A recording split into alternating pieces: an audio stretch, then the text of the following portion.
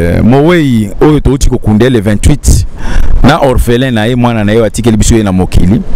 oyo akomi ko manquer ba diaspora ya kofinga biso ke toza ba mal éduqué toza éduqué te ça déjà manque à respect envers la nation, ça veut dire envers le peuple congolais ou la diaspora.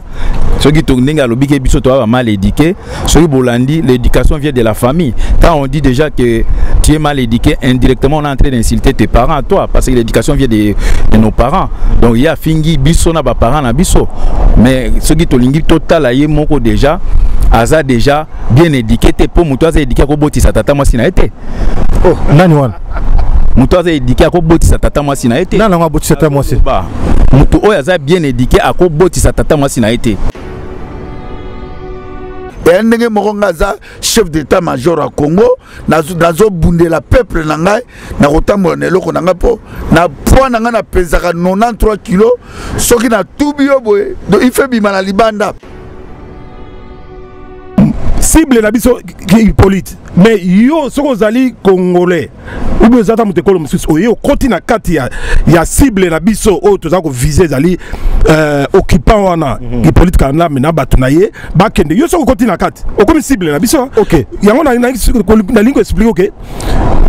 papa wana Alain Delon Mowei akomi cible na biso direct parce que a koti na kati. Mais Maréchal Mobutu tikalaki jamais koboma ba congolais abane kozoba mercenaire pour babattre la peuple wana tanga Maréchal Mobutu yaki otumoli Mobutu otumoli ba mama Mobutu abane ko protéger ba mama wana droit ya ko violer mama te soko monika kana kata Sotras ou bien Seka ou bien City Train soki ka mona mobalo ovano monika mama directement tikele place. Bino surtout yo lisanga bongaka yo olingo mi ko se respecter te yo papa okola oza mukolo se respecter yo bato azo telemela monani défunt na makambo azo sala yo zolo bake naza ko soutenir Tshisekedi na ba démarche na yo na dialogue aussi mesana buzoba na yo po yebike oza na place te soki lelo Congo komi na rai okoza na place te o se respecter lisanga bonganga o se respecter. Soko se respecter te lobi to ko manquer au respect. Ça là tout o se respecter parce que ba leader tout o ya ba politicien tout le monde ba Gabriel Mokia ba Fayulu ba zui position ya peuple mais yo ozozo position ya mutu. Lisanga bonganga o se respecter. En toi site bomoko ya mboka vraiment site o nzamba pambola bino. To lingi ko maka site comme à niveau même à télévision. Donc ne zappez pas sur Bomoko Yamboka digital. Donc si tu es kangi Europe na minute soyo, eza Bomoko Yamboka. Donc biso nyonso to landango kwa kitoko to. Bomoko Yamboka. Ozoka dia Bomoko hein. Ndelo to senga la Congo ne yango wana. To sala Bomoko. Poto longa ba posa na biso ko kisama. Esenga to sala Bomoko division te. Ndenge site ezali. Donc ça veut dire esangisi ba site nyonso. Et mettre l'ango et si kamoko na bomoko ndetolongi.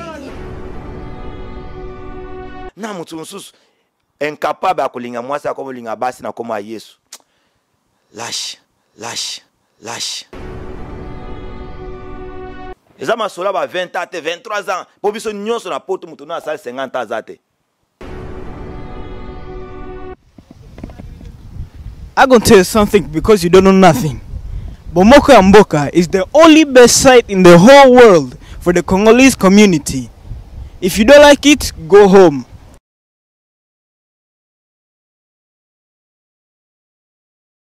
Go home. Sur www.bomokoyamboka.com site nabino oyo ezako tchabino toujours na motema ya malili information nyonso oyo ezokoleka na kati ya diaspora pe na Congo mboka na biso mboka banka mboka oyo baloba ya papa Simoki Mbangu toza toujours wana pona ko tchabino information na oyo nyonso ezali koleka lelo toza na émission moko spécial na yambi bato oyo boyebi bango bato to bengi bango babundeli ya ekolo bazana toujours pour na ba peuple congolais mbule beta moye pela malile nyata bango na nzoto balobi bakokufa pona ekolo boyebi bango na ko présenter vraiment bango te mais par respect na kotanga bakombo na bango boyebi bango na mopanzi na ngai na za na papa na ngai oya bengami na papa kombo na ye papa Edi mais par respect na kobenga vie Edi boyebi ka ndenge zalaka toza ba bantu na mupanzi na ngai awa naza ba oba bengi wayambo ye bomoko wayambo vieux chuke azaliao kuna na suka boyebi ye na présenter ye olobi nini yo mtoto talanga na loba susu kombo na ye boyebi ete toza na papa na biso eso ba ye awa balobi ke bino batu bolobaki na yamba bango ba ye na respecter bino boyoka bango ba question bolobaki na tuna bango yango nga na kotuna bango pe soki bazana likamba koloba na kotikela bango pe likamba koloba mais avant nanu na ba question oyo bino bo pesi nga na poser bango na lingi na tuna bango nanu papa na ngai bonjour. Bonjour, Bomoko Mboka. Boni nzoto. Malamu, toza nzoto kolongono. Kaka ndenge toza ko bunda, depuis to banda ko bunda, tozali wana nzoto fezala obligé, nzoto to ali obligé nzoto yala toujours kolongono pour ko bunde tumbo tina suka nango, tant que to zum makambo na boko na biso mokote, to longoli monguna wana na kati ya mboka te. Kozala kaka nzoto kolongono tina suka. En tout cas, merci papa na ngai Edi nzamba pambola yo na mopanzi na ngai na leki epa ya oyo babengi commanda eso papa commanda eso bonjour. Ouais, bonjour mingi Bomoko ya Mboka et les pompiers de la presse, merci mingi en tout cas et mbote mingi na bato ba Hollanda biso. Boni nzoto. Oui, nous sommes en forme, tant que vraiment que Nzambe azopesa na no biso pema de souffle, ça veut dire nous sommes ça bien. Alors lui que banda marche yo zo bimali soutien nzoto fatigue donc il va les aller le côté nzoto za makasi. Wana eza ba rimer biso toi toujours to lobi na boto to za libanda biso to tambola librement bato oyo o ba okanisa biso mabe bango ne ba komo kima siko oluka bango na media so bomona bango te. Ok. Bonne santé. Ouais, merci Mingi Papa Séraphin Kachama, les pompiers de la presse congolais. Nakatia Bomoko Mboka. Merci Mingi tout d'abord. Na mosala to salaki pour la mobilisation, pour la marche. Et puis na zongisi vraiment le kumu et pas Dieu tout puissant. Parce que na son atangi moto appelle ça ngape matin. Merci Dieu tout puissant, Dieu tout puissant. Yonde au salaki ngana botamana mabele ya Congo. Yo moto pesa ki biso force tozana ngo lelo pona kobundela mboka oyo. Ya on a zongi le kumu pa Dieu tout puissant. Yene muta salaki mabele ya Congo na 6 jours, 7e jour après ça biso 4 awa mabele wana do mabele wana eza à vendre te, mabele wana toko négocier nango te, mabele wana pour bunda nango tina suka yango nazoki sur le kumu pa Jésus Christ notre sauveur ye pa longa kiliwa pona mokili mobimba atangisaki makila na eba ba krachaki na epe na ba juif na yeko zongisa le kumu pa notre prophète Fumukimba parce que nous sommes les chrétiens ba tu fais ba ke biso to ba chrétien na ba chrétien divisé. Il y a le Nzambe Zalakate. Il fait mon Nzambe, il fait qu'on réunit le peuple Nzambe. On a remercié Papa Kimbangu. Il y a 30 ans dans Lumumbashi. Diaspora congolais, peuple congolais. Au Bana Kisasa. Boyeba que Papa Kimbangu Azalaki Motindami. Il y a Dieu tout puissant. Un vrai prophète. Azalaki Lokola Abraham. Moïse. Nega Bomonaka Josué. Ndenge bomonaka Daniel na Babylone ndenge bomonaka pa barabe babenga prophète Mohamed Papa Kimbangu azali grand prophète oyo asalaki ba miracle belé ne belé oyo asengelaki biso lipanda so tozana ngo lelo oyo yango tozoloba na ba congolais respect na prophète Kimbangu respect ce n'est pas n'importe qui mais c'est notre prophète na remercier Papa Alain Moloto o lelo ba bomaye basalela likopa na ba pasteur wana tout au bana Congo o bazo soutenir occupation Papa Alain Moloto toza ko défendre o loba na biso to lela te mais to papa na molimo pe toza ko papa na remercier Patrice Emery Lumbumba koko na biso oya bundaki pona unité ya mindela kofi na 36 ans abanga ki mindele te yango moni ba courage na Patrice Emery Lumbumba lelo biso to zu yango ça fait Américain, belge, français, balobela biso rien. Notre la vie ou bien la mort. poto kufa fait o asala ki mokili je tout puissant a signé na livre wana lubike boketu wa yambo okufu de moto bangi sabiso kuta zate moto azana makila lokola biso o azana pema lokola biso kosala kano erreur teke na ko timide boketu et sauver dit ou bien Séraphin Kachama, ça c'est le peuple dédié. Peuple Mokonzi. Yomo lubina ote. Peuple Mokonzi. Peuple Mokonzi. Nani yango Mokonzi. Peuple congolais. Siko biso to tikala ba esclave. Yabato moko boye. Famille moko boye ba ko sala en esprit na biso. Yango to telemia na zongi sur le coup mais pas Floribert Chebeya, président droit de l'homme. Na zongi sur le coup mais pas Fidel Bazana. Na zongi sur le coup mais pas lek na biso Cédric Nyanza. Oya semolaki o ba imilia ye. Ba imilia ba sabotali wa Cédric Nyanza. Na zongi sur le coup et pas ya passer Lukusa na bande ko la biso 425 morts o ba kundi bango plus 12 millions plus 10 millions au Léopold Diabo maka na tango ya colonisation. Ça fait le diaspora congolais bana France partout bozali boyeba ka makamnanga vana lo bana Nathalie Sarabino ndenge mokili ya Congo ezalaki. Ça fait tokufa 22 millions de Congolais. Tokufi la population ya Angola. Si tu as 12 millions, ça va être la population de Belgique, il y a Danemark, il y a Autriche. Peuple congolais, Bolamouka, Botelema, distraction exaltée, il y a remercié Séraphin Kachama, les pompiers de la presse congolais. Au bilan Moussalo Zosala, na CP Limingi, mais Ngana Zanzambete, mais Nzamba s'occuper na yo. Amen. Moussalo Zosala. Papa merci mingi avant to kota na sujet na biso ya kafu toyebi peuple mokonzi ezali peuple oyo balingi violence te balingi kimia balingi vraiment démocratie ke na ndenge ya malamu mais totali na marche oyo elekaki le 28 ba invité oyo bayaki ba utaki de gauche à droite na Allemagne na Londres na Paris ba chievo machivundu na bana Belgique ba betinde ko na biso chimisineti na film nini oro ba na situation oyo lekaki avant to kota na ba point na biso oyo ezali est-ce que vous avez regretté na sujet na problème oyo yakende ko na biso chims menga betamaki ou bien bino bomonike en tout cas na moment wana a mérité yango et ça sort politique a mérité yango non et ça regrettable au moni na bitumba oyo bato ba za ko comprendre te ezala ndeko wana azwaki mwa mbeba na bandeko mosusu biso tu tokokufa me mabele wana ekotikala badefiaka peuple te badefiaka nation te. La voix du peuple c'est la voix de Dieu, la voix de Dieu c'est la voix du peuple. Problème tozali nango tozo la unité ya mboka na biso. Mboka na biso ko banana bandeko ya Kasai occidental, Kasai oriental, bandeko ya Bandundu, bandeko ya province orientale, Sud Kivu, Nord Kivu, bandeko ya Kinshasa, Bas Congo, Katanga, Équateur, le Congo restera uni non divisé. Tozala problème lelo ya politique te. Tozo la nini. Bandeko wana to bundaki na bango bitumba pour soutenir Dauphin Alain Delon alias Tony Montana Al Pacino tant azalaki na bomoi to soutenir qui est na élection to pensa qui ba voix ba makamno surtout mobiliser qui peuple parce que notre pays est en occupation et puis biso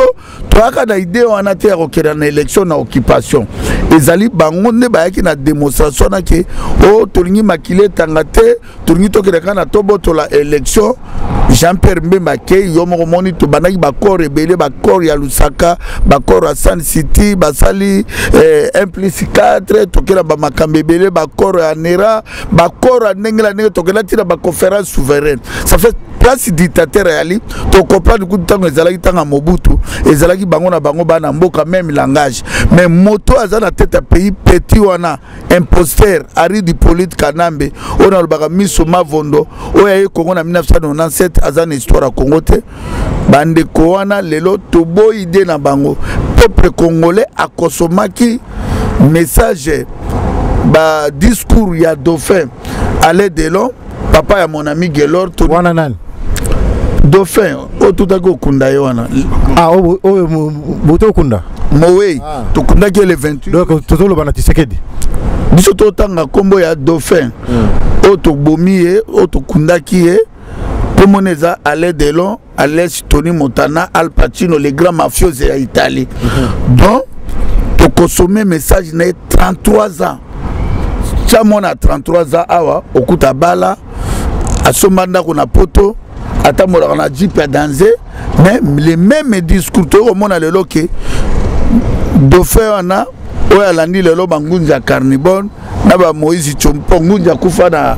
Afrique du Sud Chombe Moïse Chombe na Algérie Maréchal Mobutu na Maroc ya kundami ao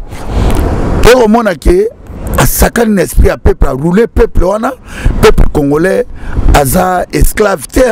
peuple congolais aza ka peuple français peuple belge peuple anglais peuple congolais aza na droit ya vie lokola ba peuple nyonso yango ndeko wana to mona bango basala okene bango sana aner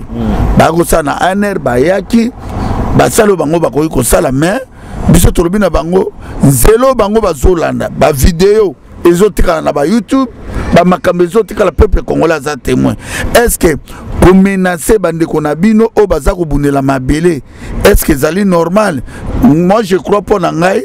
nzambe nda ko s'occuper na bango ngana na problème na bango te ngana zo bundela état de droit na zo bundela occupation elongwa mais bango baza ko soutenir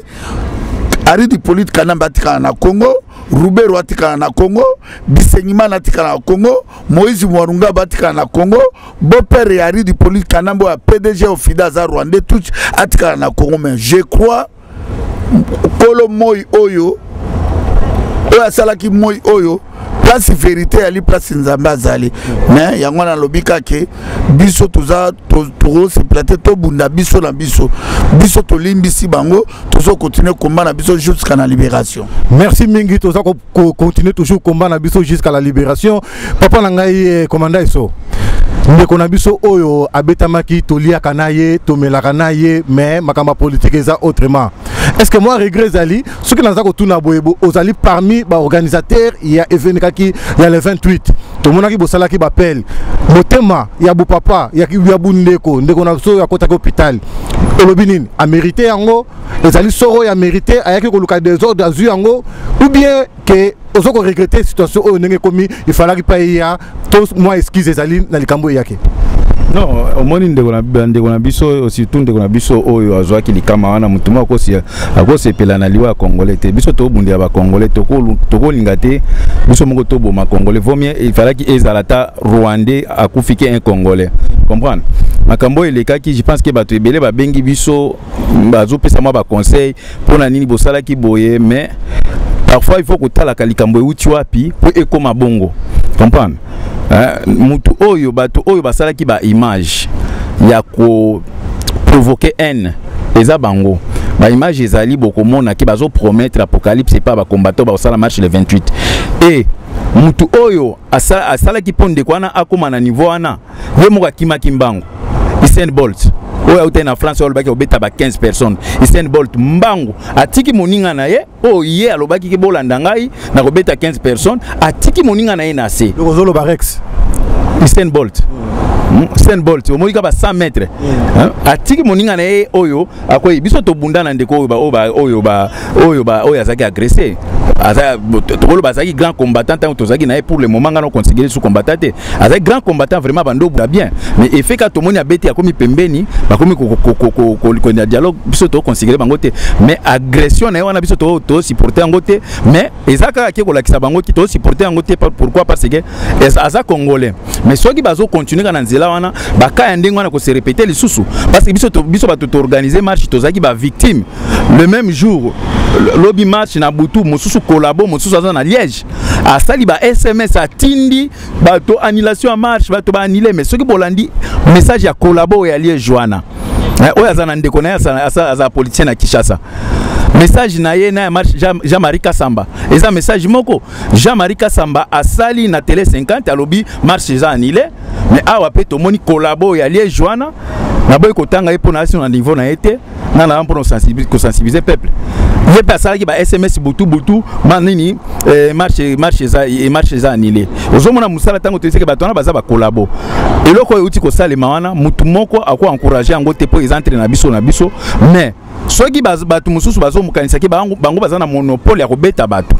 bango nde baza na monopole ya kokanela bato bamoni suite parce que ba o balobaki ke ba ko beta ba moni suite mais bango moko ba moni ke ba lingi ba bomisa wana za ndeko na biso congolais ba lingi ba bomisa mais bango moko ba kimi yango tozo bisa bino bandeko na biso basala ka défi na nation te basala ka défi na peuple te naza ko encourager nano ba tout o bayaki naza ko féliciter bango na ndenge bayaki ebele na ndenge bazaki déterminé bayaki déterminé pour ba provoquer ki bango peuple congolais soko provoquer ye baki okomona ye na nzela na donc oyo uti ko leka wana na en tout cas na kolobaka ke naza na kolobaki pardon bien na ko s'excuser te mais za ko yibisa bandeko wana basala attention nation tango etombokaka eko memayo lokola tsunami. Avant de passer micro ici ka abokechwa ya mbopo na ko remercier bandeko bayaki na marche papa na lingina tuna oboye au moins que vous provoquez moi guerre moko boye na kata communauté na biso comme de ko bino bandeko ba menacer ki yepe azamobali akomitika te mbeli likofi ozomona te yendongo yo lobinini kimekota to soki mbeli bima nakoloba boye. Merci beaucoup na mutuna na yo eloko la lingina loko na remercier pour na mutuna mais na lingina remercier en premier lieu batu nyonso congolais nyonso ya bengami congolais compatriotes combattantes batu nyonso bayaki na marche ya le 28 marche on a le 28 et yaki to sali yango on a kolakisa ke peuple ne voulait pas autre chose. Le peuple voulait dire non entièrement non na dialogue oyo Alain Delon na famille naye balingba mema biso na nzela ya dialogue pona ko faire glisser mandat ya mupaya oyo aza na pouvoir yango na remercier pour une fois na bato baza ko loba bayeba ke nous étions un vendredi c'est le jour du travail mais le jour où il y a travail pour parvenir au bimisa peuple congolais ba bimi ndenge bomona ki bango wana ezali kama mukete ça amso ba tiki misala bato ba tiki misala ba bimi poto leka plus de 500 personnes na marche wana c'est que peuple alingité na mamboka na ye alingi mboka na ye récupérer mboka na ye c'est pas n'importe qui akobimisa bato na jour ya musala alors selon sondage à police 1500 personnes bayaki bon voilà soki ngana la bika plus de 500 pour na lingi ko kene musikate mais soki ezalaki jour ya net samedi ou un dimanche ngako za la somme yango na remercier bato wana tout na ndenge olobi bo pour nazonga na mutuna na yo biso toza peuple babundaka na peuple te omoni babundaka na peuple te oyo baninga wana ya ngambo mususu ya dialogue po biso za banti dialogue comportement na bango ndenge basalaki eza comportement moko irréfléchi pourquoi na mokili ne tozali awa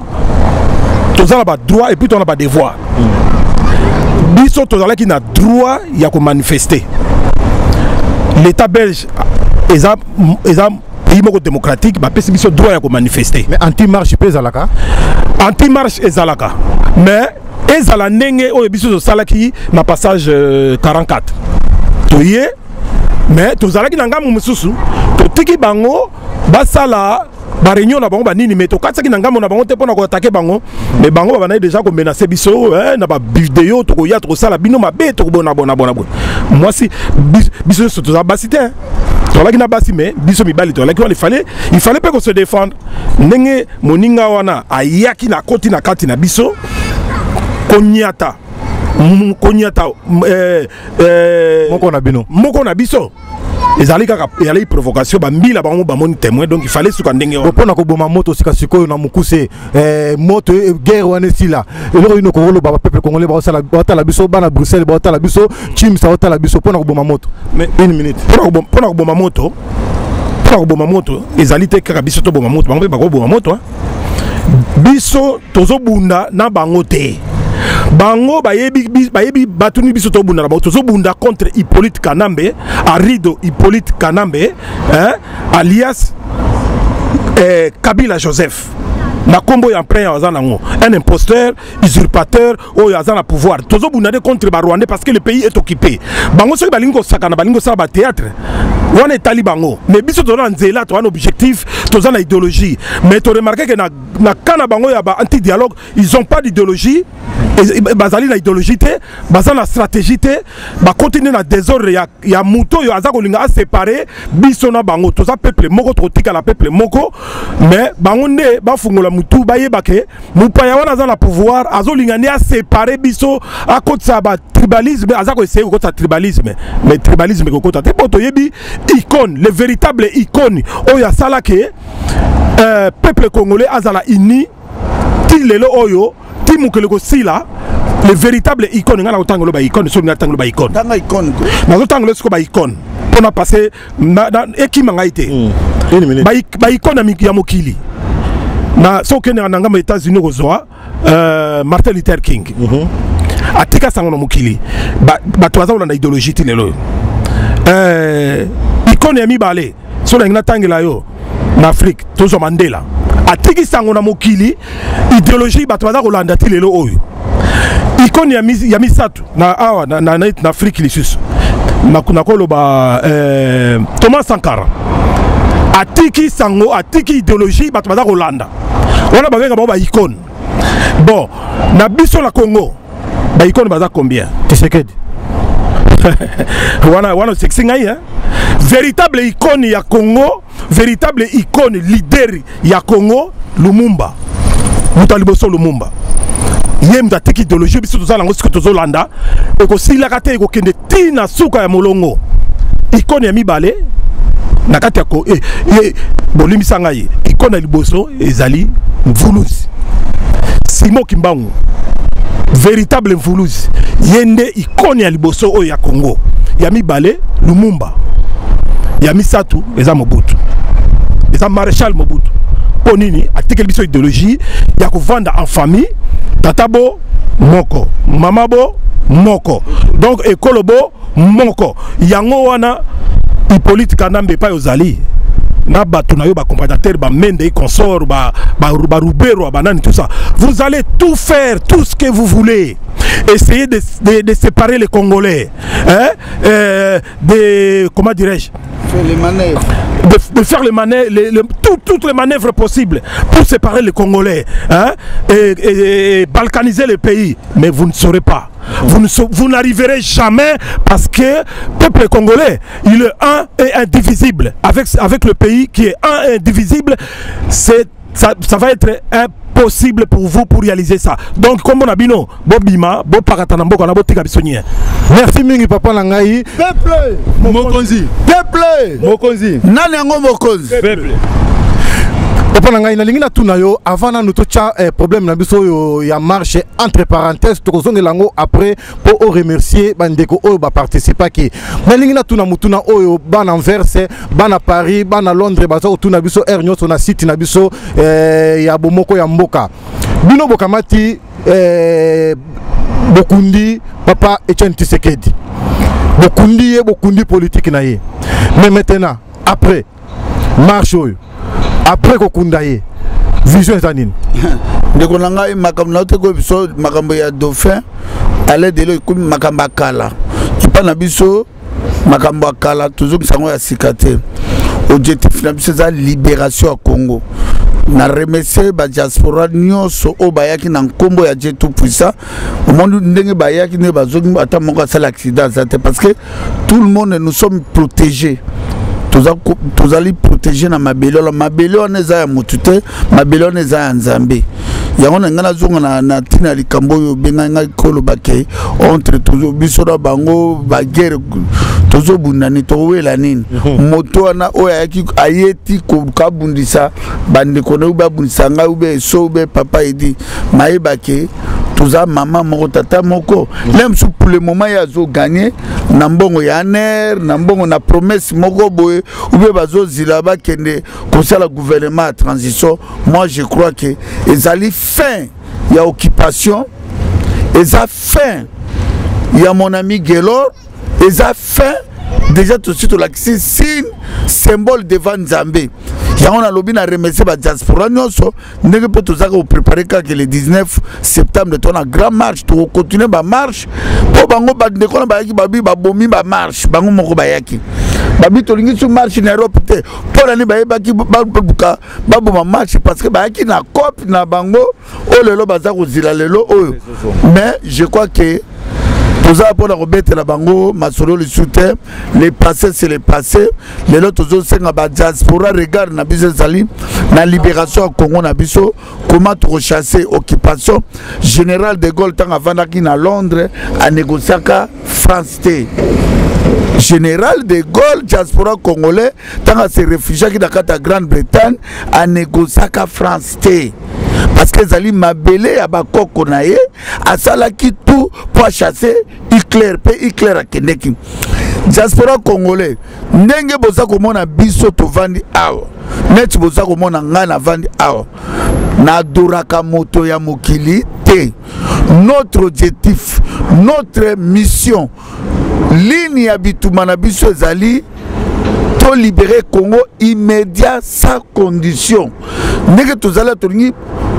bokotaka su bomoni bato wana oya aner bandeko na ngai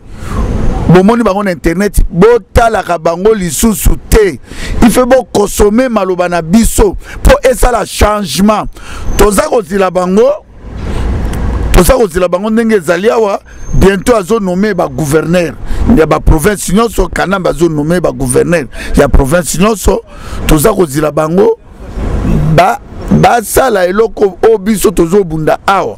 to bunda libération ekuta na libanda awa na libanda bande ko ya Kinshasa bo se préparer po toko botolo etanga minyonso ba bâtiment administratif ya Congo ya libanda yango tozo bunda tolingi sous distraction te makamba kala ikomi ya kala siko tozala makambo yo tala boketu ba fingi eso bakoboma eso lobi awa na poto babomaka moto te awa na poto balakisa mbeli te su bamonaki na tournevis na po bango babaki bakoboma ngai ngape na lakisa bango ke etat ke mobali tomona même général de Gaulle a autant pe na revolver tomona même chef d'état major ya Belgique soko moni atambola pe na revolver et ndenge moko ngaza chef d'état major à Congo nazo bundela peuple na ngai na kotambola na eloko na ngai po na poids na ngai na pesaka 93 kg soki na tubio boye do ife bima na libanda po nazalaki déjà na ba plainte ya bato wana yango nazoloba ke diaspora congolais tolingi lisusu distraction te makambo o tout kosala le 28 et comme il est passé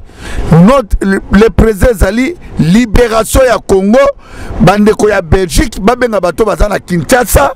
oyo bazana Londres babenga bato bazana Kinshasa Congo bandundu ba Congo c'est le moment ou jamais ya ko libérer Congo mokolo boko kake biso tozui ambassade ezate ya ko pasola ba papier ezali moto likolo ya moto parce que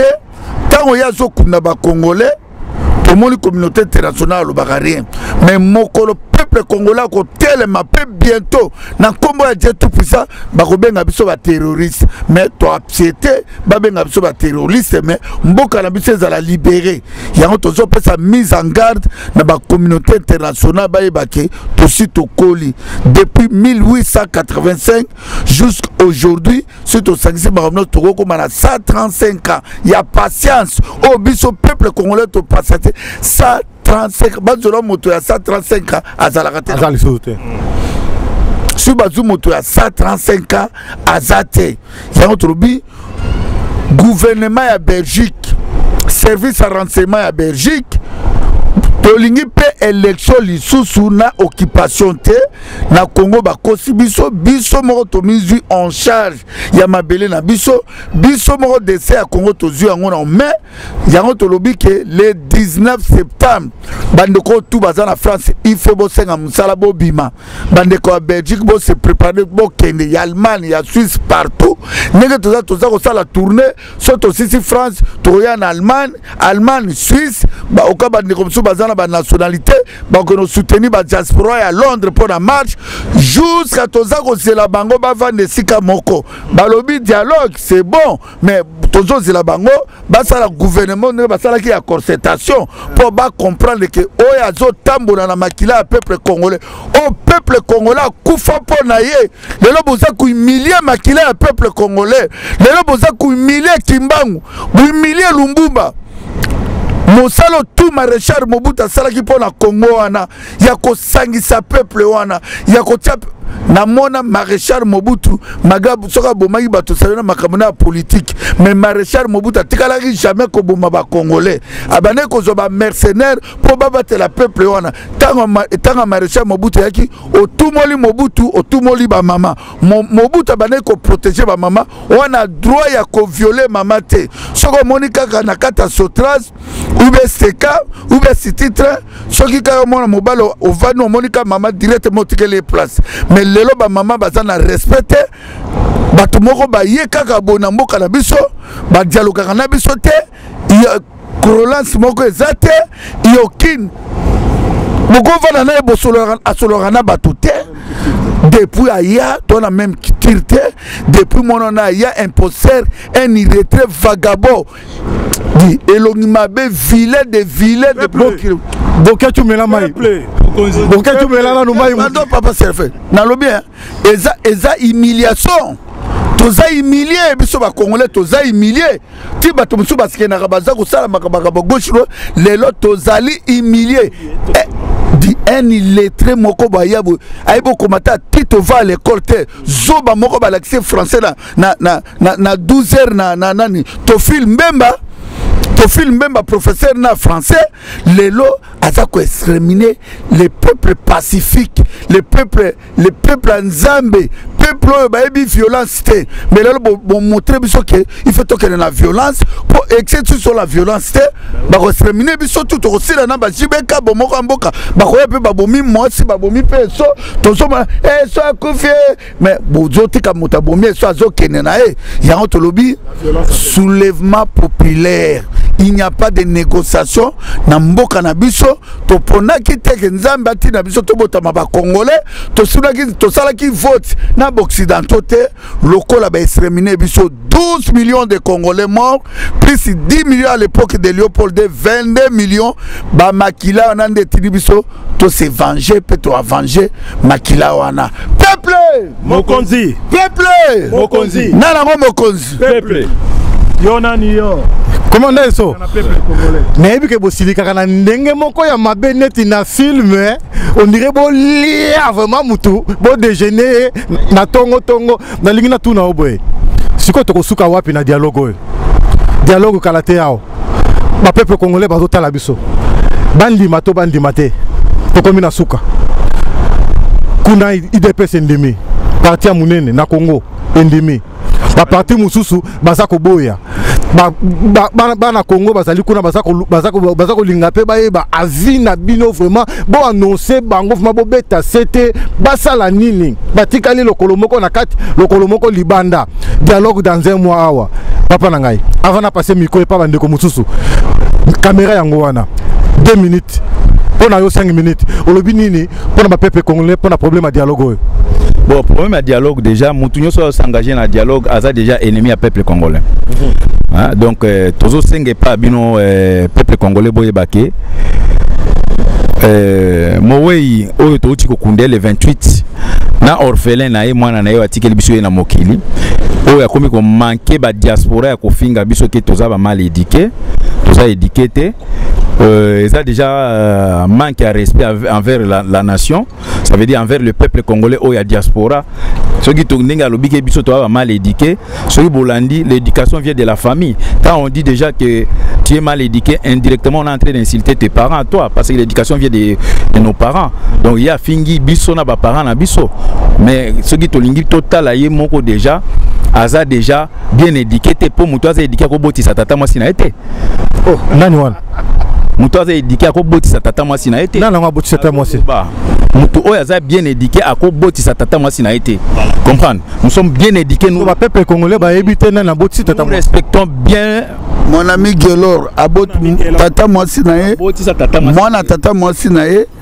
mwana tata mwasi na ye atia ye mpe zemi mwana ngo abima kizengi do bango tu bakizengi na kizengi ndenge baza wana ozomona moto ndenge wana azofinga biso bama l'éduqué et pourtant mais makambo wana bozolo beza grave parce que toyebi ke pa balu beza babengaka ngo chibao baboma chibao déjà c'est kufa omoni na banda kolonda sisi idée na ngai ozomona ke eza ba manquement oyo ya kombo ya kofinga peuple congolais oyo abundi oyo asoutenaki tango nini mowei oyo touti okunda le vendredi tango azali na bomoi to soutenaki bango lelo bakomi koloba ke moi groupe puisqu'il moko ya bato boy ba se tromper groupe puisqu'il wana yango iko ici bango lelo tozoloba ke dialogue wana peuple congolais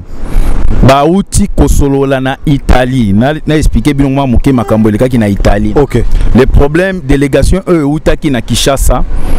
oyo ezalaki leader chapeauté par maître Mukendi na bandeko mosusu bamsusu te bagoma oya Kanambe ezalaki chapeauté na chef Aner Kalev na ye moko conseiller ya Kanambe tango bakutani na Italie. Le problème ezalaki wana basolola ki bien tango IDPS apesi fait de route na ye na ba revendication oyo ezali ya recensement ya ba mineur biloko tu basali wana na kati kuna ba revendication na bango gouvernement oyo ya occupation elobi boye ndenge bo pesi biso fait de route na bino to sepeli nango to ndimi yango mais poto salela yango pona ko sala réforme ya seni pona ko sala nini quoi pona ba jeune mineur bazala recensé enrôlement ezo senga ke to travailler ensemble to sala misala o nyonso ya enrôlement ya ba jeune mineur na nini ya seni bato wana bayebisi to travailler ensemble pour résoudre les problèmes en travaillant ensemble. Bazui ba document wana bato IDPS bayaki nango pa Tshisekedi oyo azalaki tango azali na bomoi bayaki pa na ye tango azali na bomoi bakutani na ye basololi na ye ye mowe wana ayebisi bango bokende bo réfléchir bo memela ngai proposition ayebisi bato ba mettre mukende bisi boko boye na proposition o ya gouvernement bokende bino pe bo étudier bo memela nga proposition bozo réfléchir nini pona makambo o ya ba élection et pona makambo ya ne Kanambe andimi baza ensemble na gouvernement union nationale jusqu'à présent information naza nango esukele wana prochainement na koya pona pesa de suite nango poto olandela bango très bien to la tona ba information tout pona ko biso kino be bande ko na biso problème o ya dialogue ezali ko fandi sali susu ba rwande na moto ya mboka soki omoni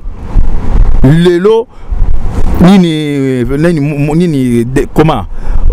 mwana moyi mon ami Gelor mon ami Gelor otozo benga pour le moment aza orphelin aza kotingama po alie mbongo bato mbongo wana nde azokoka te kokoko dénoncer te parce que bolandi ser na biso Barbara Nzimbi to pesi mbote ser na ba question akoinsaki ye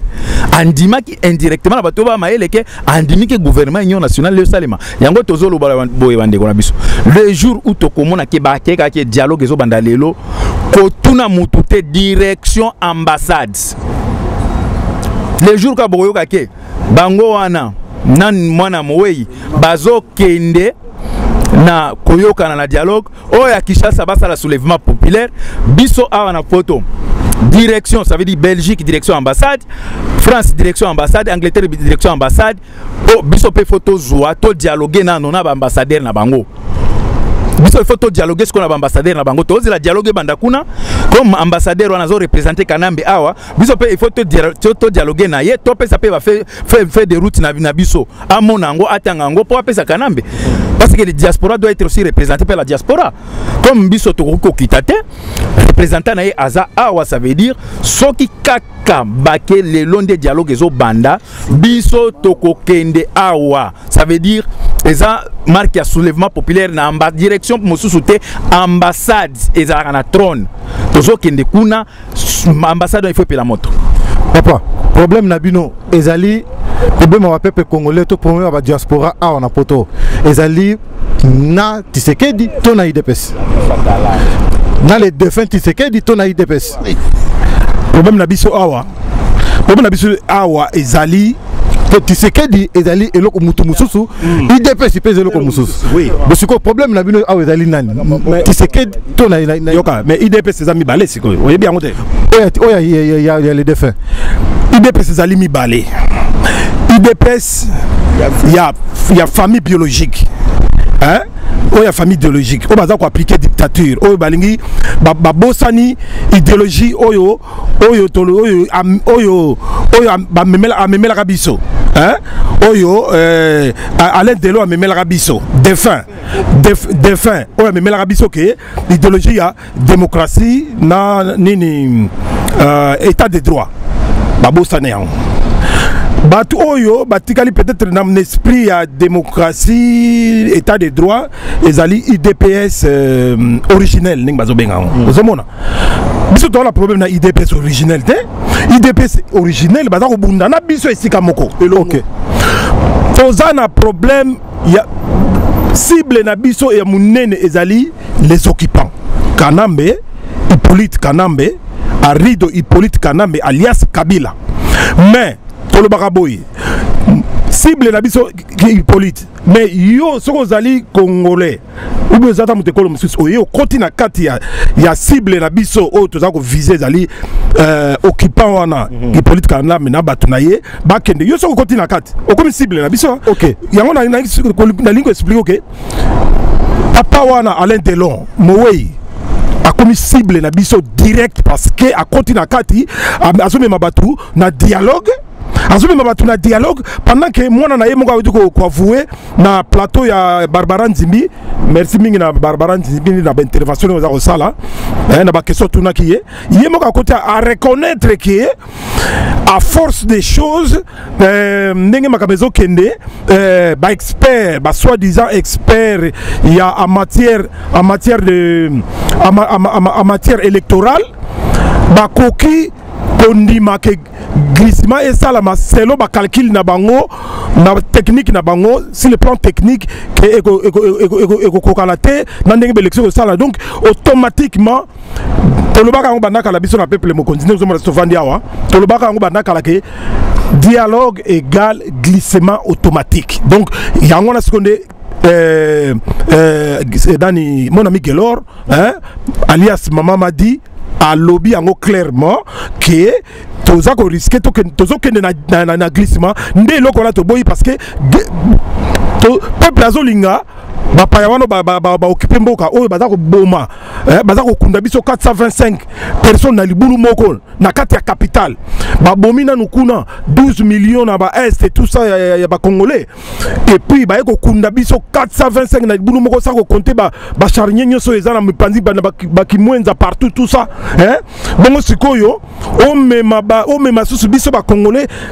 ye papa wana ya mukolo hein mon alobi ke c'est pas un icône, un leader et doit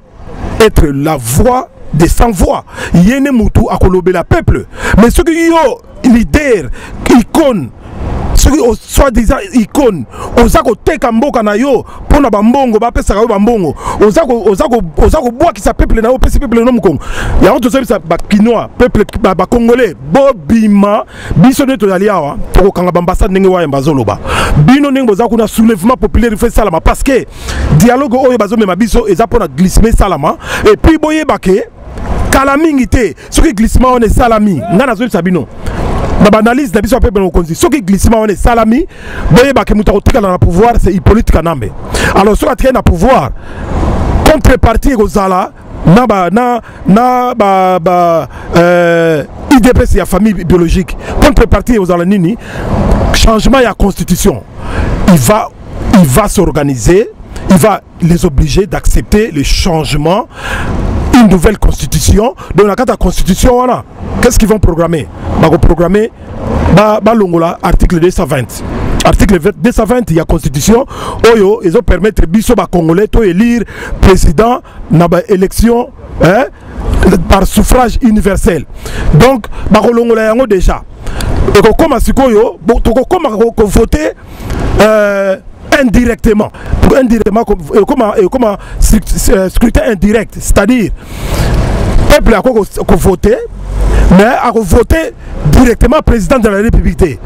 Il faut passer par les sénateurs. Les sénateurs, aux États-Unis, ce sont des grands électeurs. Des grands électeurs, on est le président. Or, on a mis ni Tony Barabino à Sikoyo. Et là, on a préparé. Kanambe, na batunaye, Bochabe, Banini, bazako nommé. Bato il faut que ba élire ba gouverneur banini ole que bazala élu non bazako nommer bango na bali sala na ba mbandaka na ba sankusu na ba manyema bazako tia ba gouverneur na bango moko pièce par pièce bazako reconstituer puzzle pour bato wana nyoso vote bango ba voter président plus tard bango bato ba voter le Sénat ba kengi wa dondo bango to bali wana ba Sénat ko koma na maboko ya ba Jeannette Kanambe tout ça va revoter les sous-sous Hippolyte Kanambe. Donc il va s'éterniser au pouvoir, il va rester plus longtemps au pouvoir et le Congo va devenir le Rwanda. Il y a un autre septembre soulèvement populaire, c'est la meilleure des choses. Tondima, Ata, Soki, Bakuboma Biso, déjà 12 millions, 22 millions au total, Bana Léopoldé. Alors, mon clignot se changea à Batouakoufa. Tondima yango, ingeta, pa bozali, bolembate, tozan la bino elongo, to bolembate, biso toko telemela déjà awa, na pesi maloba. Na wayambo ndenge ozoko mona la situation mboka ezako kende comme pe ko bangisa biso na ba message ndenge boza ko tia partout na ba site et comme vraiment ko tia ba peuple congolais motema likolo. Cela veut dire que tozoko mona clarté élection est clarté ou bien ndenge nini et kozala to kozala te selon nga nazo mona que dialogue oyo eza manière moko ko mema biso quand même na élection. Donc cela veut dire que dialogue maso na élection te ozo mona que élection kozala te ou bien ndenge nini ba peuple congolais ba komi ko banga est-ce que il faut éclaircir le peuple congolais parce que tout à l'heure parti il y a IDPS na Kinshasa et zo kabwana na deux partis ba mutuzo bazako loba et kozala élection mutuzo ba kozala te ba mutuzo ba glissement mutuzo boye tozo comprendre te donc dialogue oyo eza na ngoka ba mascarade ou bien likamnine élection kozala te ou bien ngene Papa Séraphin Kachama, les pompiers de la presse congolaise. Et puis diaspora oyo toza kobunana na bomoko ngana lobi boy naoki analyse ya papa Edi naoki ya papa Eso ndenge tozali awa to na temps lisusu ya ko perdre temps te toza koloba diaspora tout bazolanda diaspora congolais mboko tovani na Europe eza ya biso te poto eso ekufi papa Kimbanga lobaka ke mondele akokoma moto moyindo souffrance et la bango biso bato moindo to koma mindele alobaki te ko banana Sénégal ko banana Gabon ko banana na Tchad ou ben na Rwanda alobaki biso ba congolais ne to koma mundele yango mona tozali pays o nzambe aponaki o nzambe aponaki que les pays les plus riches de la planète les pays les plus riches de la planète à cause ya biso moko na ba ignorance kwa doraka bato ba passer ba musicien soko monika moto bo président motako koso bo 30 ans ovandika motako sakoka ozorne le côté chemise koma ko pasuka sozo tambola bo mipanzine koma mona noka ba côte fumée mais ozo mona ngoka normal ya biso to lobi boy tozako bisa mona ya défunt. Mon ami Gelor, Congo Zali, place au salaki pédophile na yo te. Place pédophilie na yo, place au sal pédophilie na yo, place au bima na moi na tata moi si na yo. Inceste. Inceste no place au sala, au boti sa moi na tata moi si na yo, moi na ngopa bima kizengi, mon ami Gelor, faire attention. Kosakana na Congo te. Kosakana na Congo te. Omoni pas totanga ba kizenga te ponani basura na bisote ba beta copie na bango bateka Congo na ndenge na bango Zanga Mobutu abeta copie na ye asura na Rwanda wana mutabomaki maréchal Mobutu a négocier na ndenge na ye mais de fait oya yakiawa ale delo Tony Montana Al Pacino alias Moniere ya Wanyomile wa papale musicien Papario Papa Wemba aye asakana na peuple congolais tokoli quand même yango tolobi soulèvement populaire tokokoti sous na ba distraction te mutuka ngai na kokota na ba jeune na bango discours na bango te parce que depuis occupation ya na 1997 et vendaki bien na 2001 peuple congolais a gagné rien. Donc on a taille à perdre de l'issue de tout l'andakao. Evariste Bochab à lobby boy, Menda lobby boy, Amigala lobby boy. Kuna nani pour tango pays na bine en occupation. Na Congo on a un problème politique te. Biso 4 toba politicien Congo. Est-ce que tu sois au tien micro tozo partager, toza na problème il y a occupation. Mboka ezali occupé. Ba négocier ba kenaka élection na occupation te na Congo. Ba kenaka ba nomaka ba gouverneur te. Aza ko nommer ba gouverneur ndenge Hitler anomaki na France, na Belgique. Ba ndeko na ngai pona nini tosambo eboye pona nini o peuple ndenge nini peuple maudit o nzambe nayebi te nzambe peuple congolais est-ce que bozo comprendre te ne bozo landa biso en internet Congo ezali dirigé na ba Rwandais soi-disant intellectuel congolais o bazana ba diplôme parce que babangisa ba congolais kana ba diplôme intellectuel congolais zali ba Séraphin ba commandant eso ba papa edi ba petit chomong ba Christian Bola na ba Sarleta ba to baza ko défendre cause moko juste nyango ne intellectuel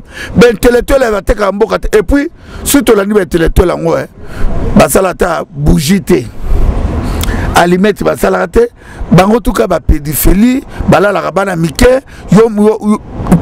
na France yo di rende so comme na 20 maisons 20 30 40 non ezalaka te mais bango moko lelo baolobaki baboyaki diaspora atina ba voiture occasion te mais baki osomba avion occasion avion bakoma nalobi c'est là nano diaspora congolais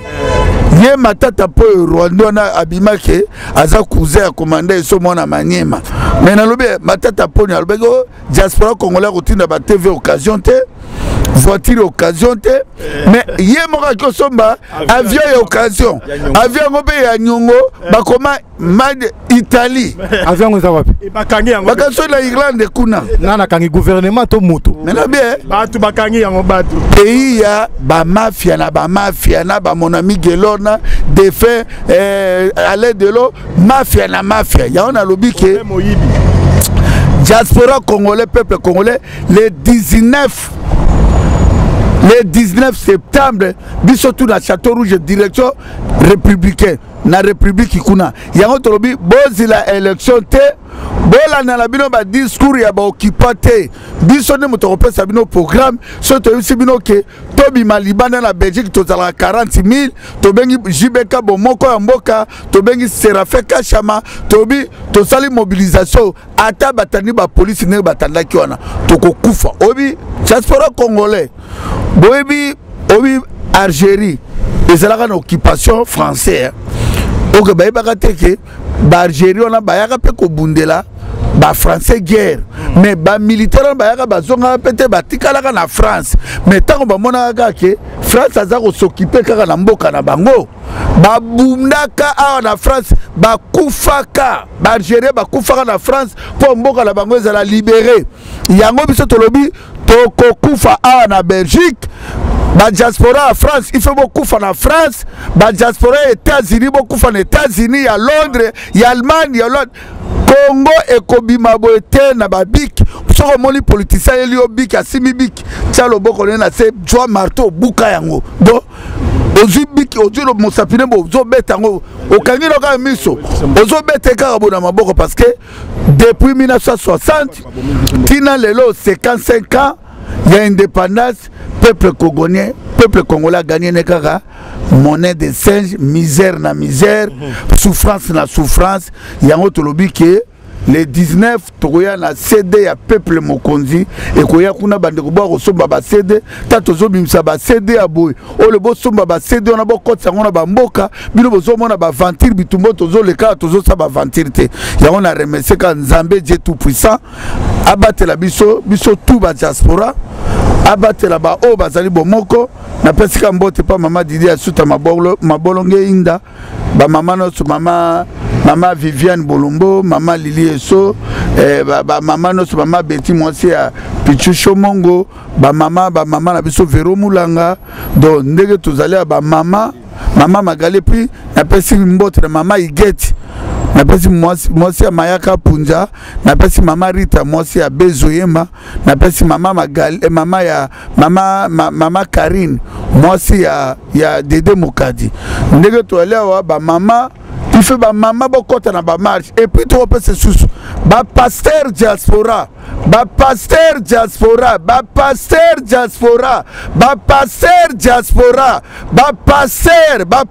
basali su nini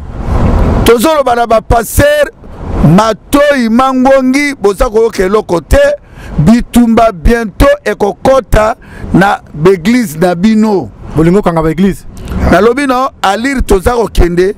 Nzambe sa s'occuper na bango mais sabaye bake Nzambe s'occuper na bango ba bombeli peuple congolais vérité que balobake bateya kana ba dimanche na ba église balobake notre pays bien aimé les aïe tozan occupation bango bazaka quoi ko bima na basi ya bato mabala ko simaka ba mama na mabele ko simaka ba mama na mabumu bino pe ba mama badoraka motote bolongwa na idolatrie bo adorer Dieu tout puissant bo adorer ta Jésus Christ ata bobu na bino papa Kimbangu pas de problème pour biso to dima Kimbangu c'est notre prophète mais bolongwa na idolatrie parce que Nzambe asa kitisi lokolo na ye ba makila ya ba inosa esi egangi pa Nzambe ya wana lubika ke mama Didi asuta babolonge inda tozo continuer no ba prière pour na leader au monde na bimaki marche le 28 na zu mwasi na nga na zu bana en avant ngana ba leader te ko mo le na Congo ngana ko bomba mwasi na nga te na bana na ngai parce que oya baki o tout abota mina mokito mona ba leader par le signer to bona ba leader o to biba ba Lumbumba azokima na mwasi na e mama Paulina vrai leader nana kotikala la mokili nana sina contrat pas Nzambe ke akotikala mokili ndala za vrai leader o na tambola kana mwasi na ngana bana na ngana kata komba o lelo bino de fait oyo de aller de long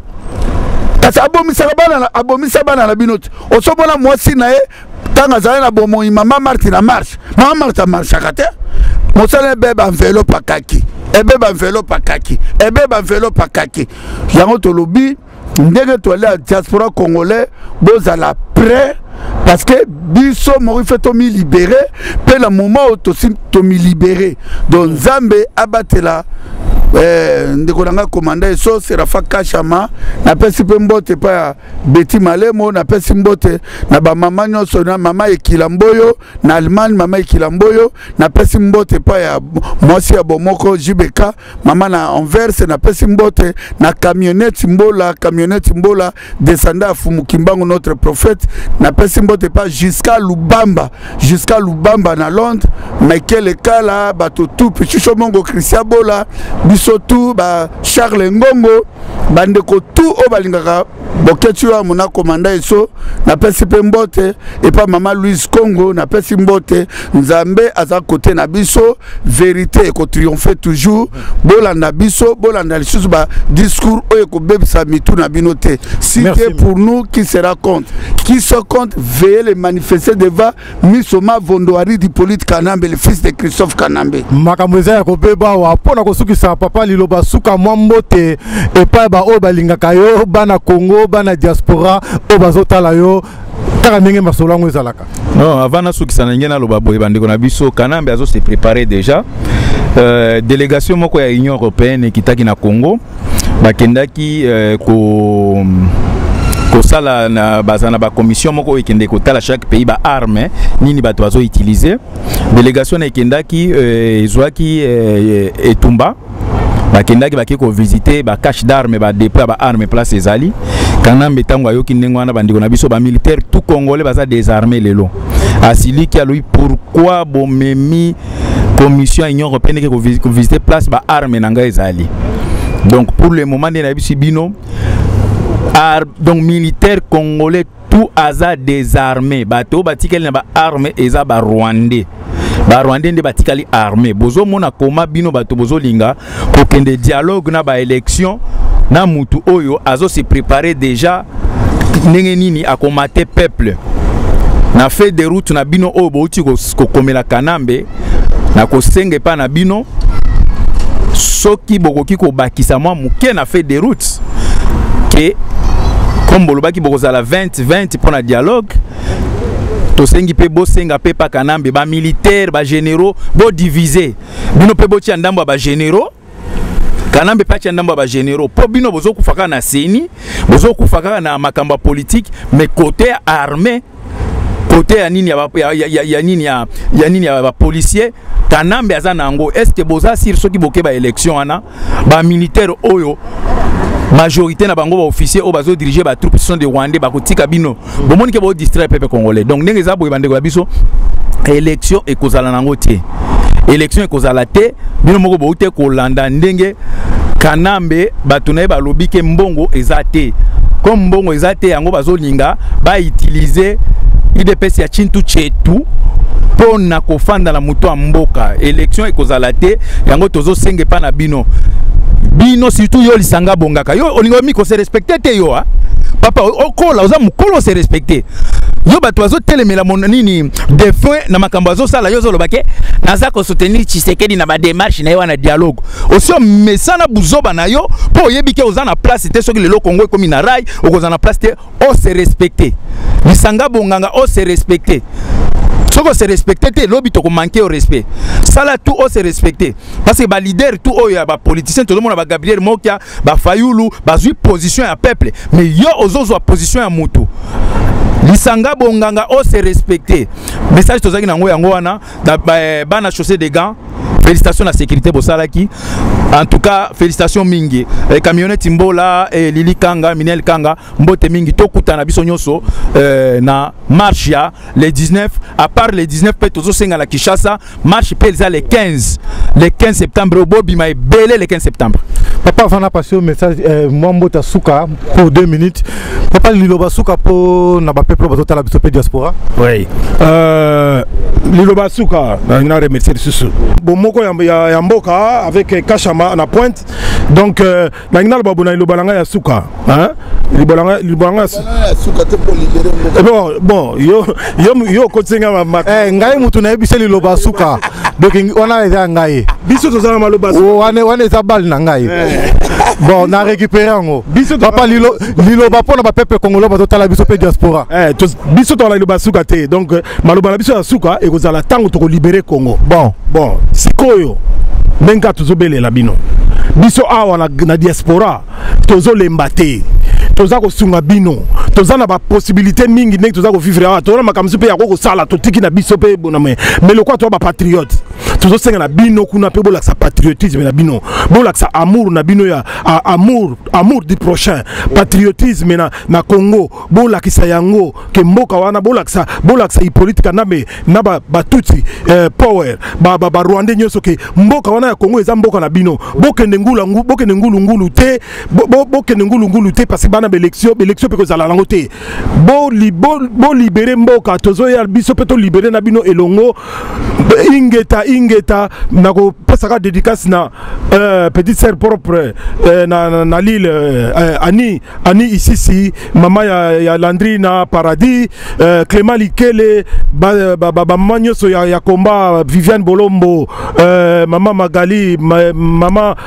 Igete mama Didi Asuta elongo na baninga nyoso ya mboka Bobo Bokole bino tu ndenge da bosani ba kombo Sarleta Mayaka Punza Papa Tom Mosakoli Alain bino tu ba Jaco to pesi bino mbote Pichu Chemongo Christian Bola mama Jeanne na Osni ingeta tozoya le 19 na Paris, tozoya le 19 de Château Rouge à la République, tokotambola sous malo. Oui, na Château Rouge baromona biso tokoya neti na film HD Jean Muzenga kaka ndenge toyebisa ke masolo ezoko continuer HD l'international na bango, toute la ville en parle. Tobosani te kasha mabilienne kuna na Kinshasa balobi mwana ngo la taille ndezoko pesa kitoko kwa kitoko ka ndenge zalaka. Ser nanga Esther Dacosta na kata Anvers bambota trop papa na ngai lelo basuka ba pepe congolais balobi baza susu na posa ya koyoka oli susu po eza susu dernière fois te 2 minutes toza koyebisa ba militaire ya DSP o babima libanda partout na monde ba militaire ya Sarma ba garde civile 31e brigade SETA ba militaire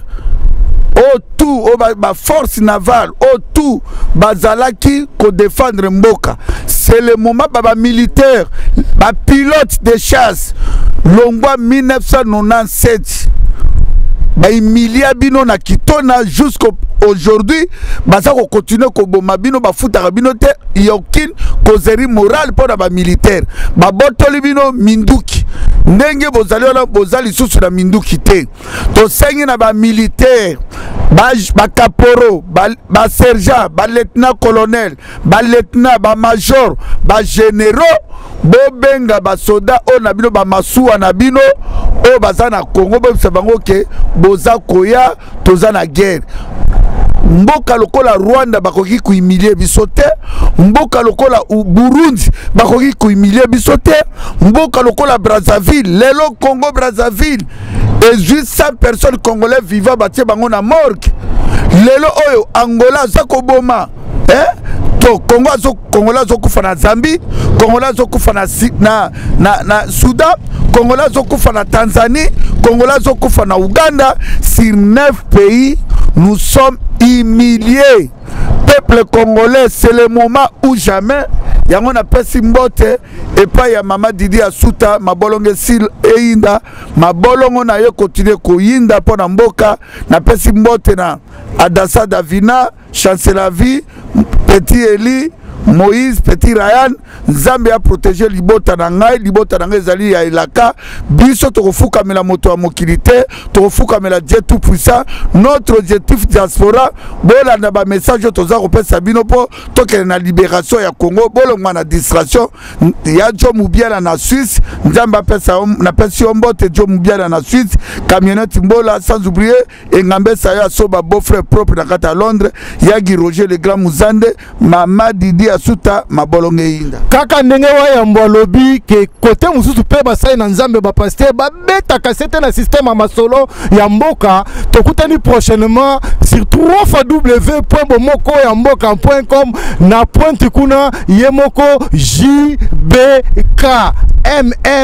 Momo digital azalaki na pointe ayebaki masolo ngo azalaki informé ko banda na Suède tomonani prochainement tous les cas. En toi, si tu veux vraiment si tu es un pambola bino, tu lingue comme à cité comme à niveau même à télévision.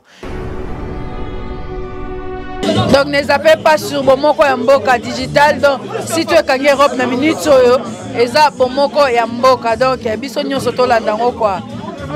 Kitoko trop. Bomoko Yamboka. Aujourd'hui dia Bomoko hein. Dès le retour senga la Congo ne yangwana. Tous la Bomoko. Poto longa ba posa na biso ko kisama. Est-ce que tous la Bomoko division te. Ndenge si tu ezali. Donc ça veut dire et sangisi ba site nyoso. Et mettre yango et sika moko na Bomoko ndetolongi. Na mutu mususu incapable à kolinga mwasi comme linga basi na koma Yesu. Lâche. Eza masola ba 20 ans, 23 ans. Po biso nyonso na poto mutu na sala 50 ans zate. I'm going to tell you something because you don't know nothing. Bomoko Yamboka is the only best site in the whole world for the Congolese community. If you don't like it, go home.